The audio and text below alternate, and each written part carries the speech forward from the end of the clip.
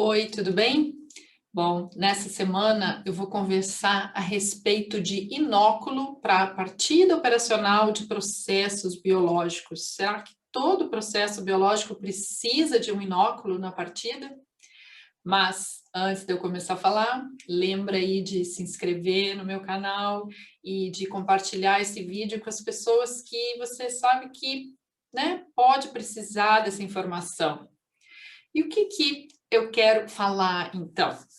Será que qualquer processo biológico eu vou precisar de um inóculo? Bom, então eu já vou devolver com uma pergunta.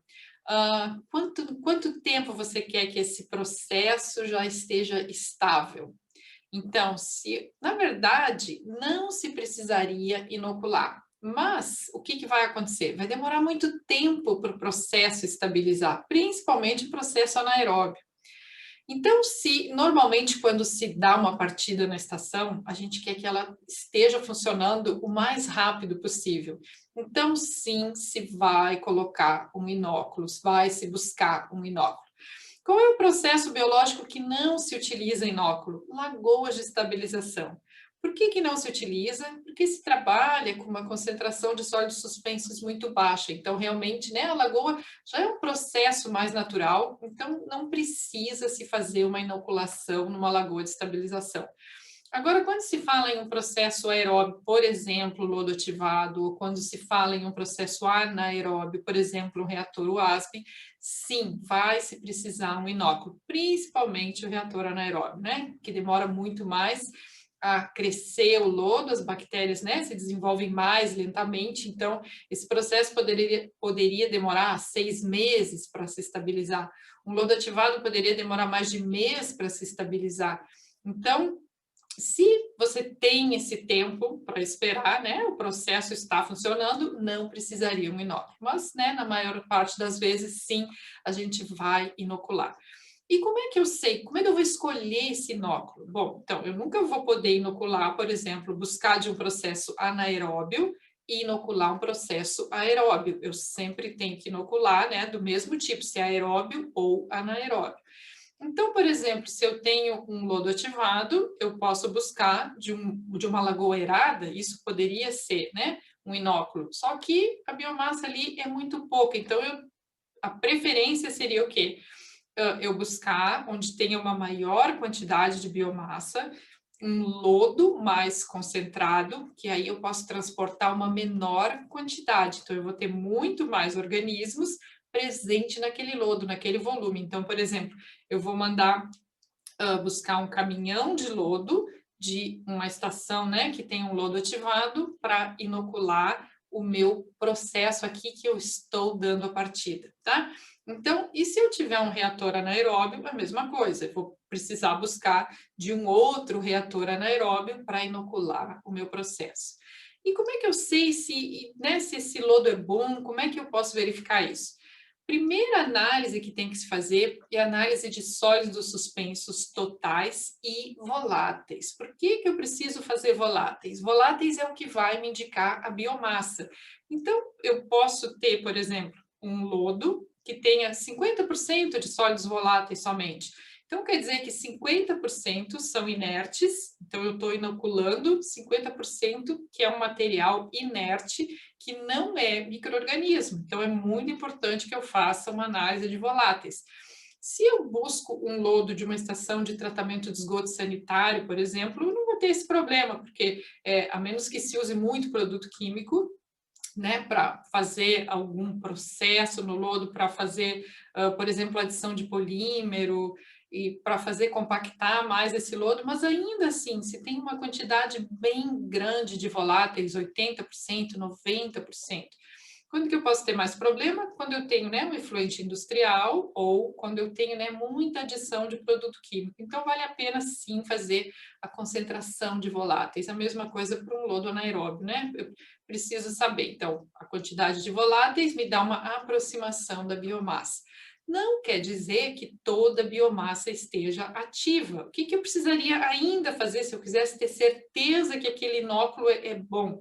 Eu teria que fazer um teste de respirometria. Então, para um processo aeróbio, eu poderia fazer a taxa de consumo de oxigênio, né, que é um teste rápido, E para um lodo anaeróbio, então talvez eu precisasse fazer um teste de atividade metanogênica. Então seria uma forma, quando se tem, né, efluentes industriais que eu preciso ter um cuidado maior do o que eu estou inoculando e ter certeza que aquela biomassa lá ela está ativa, então sim, seria interessante fazer esses processos de respirometria ou de atividade metanogênica, que aí eu teria certeza que aquele lodo, né, está adequado. Mas a gente fazendo uma análise de sólidos suspensos voláteis já dá uma boa, um bom indicativo, né, da qualidade daquele lodo.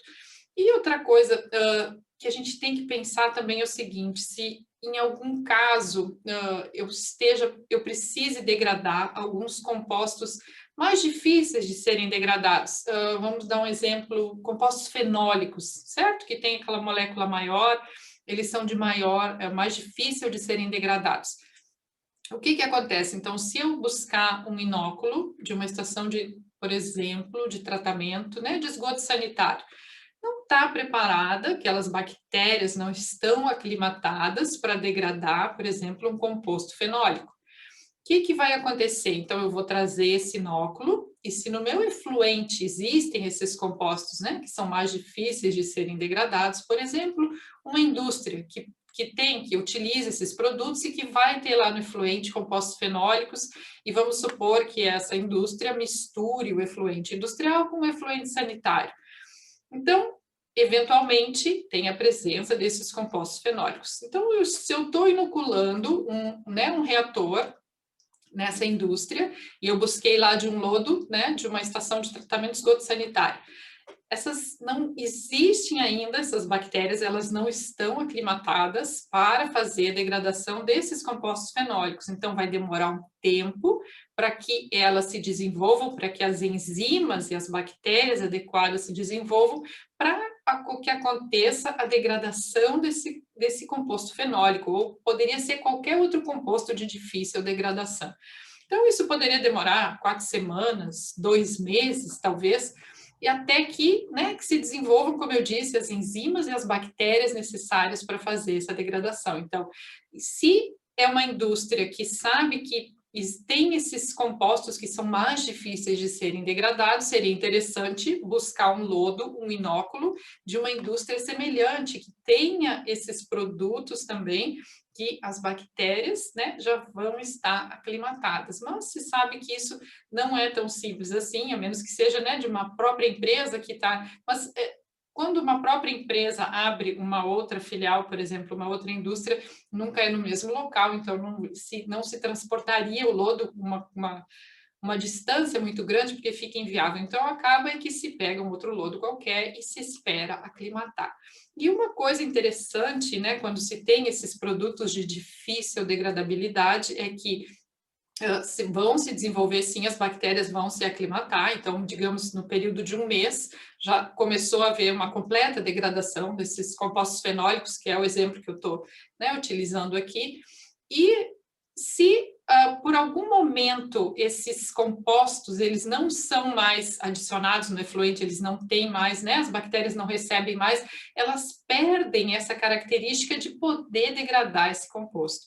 Então, é interessante que isso, né, quando tem uma adição intermitente, quando há uma presença intermitente desses compostos, não é muito bom, então, porque as bactérias, né, vão se aclimatar e elas perdem aquela capacidade. Depois se aclimata de novo e perde a capacidade.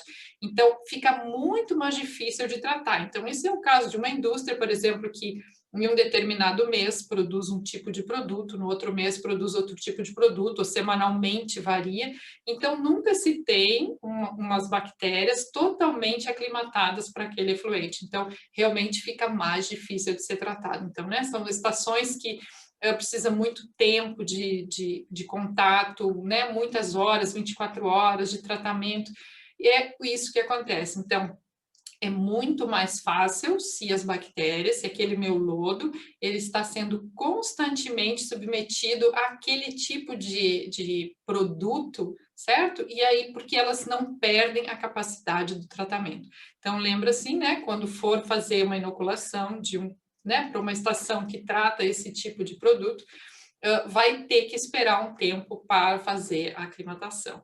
E, né, a mesma coisa vale para qualquer processo, certo? Então, sim, a resposta é sim, ó, sim, precisa, qualquer processo biológico vai precisar uma inoculação, exceto as lagoas de estabilização, que são um processo mais natural. Mas qualquer processo, né, em tanques, em reatores, sim, vai se precisar fazer um inóculo. Quando que também não se precisa muito é quando se tem processos com biofilme. O biofilme desenvolve muito rapidamente. Processos com biofilme não se precisa inocular, certo? Então, quando se tem um leito suspenso, né, está tudo misturado, aí sim eu vou precisar inocular. Então, isso era o que eu queria passar aqui para vocês e lembra aí de se inscrever no canal e até o nosso próximo vídeo.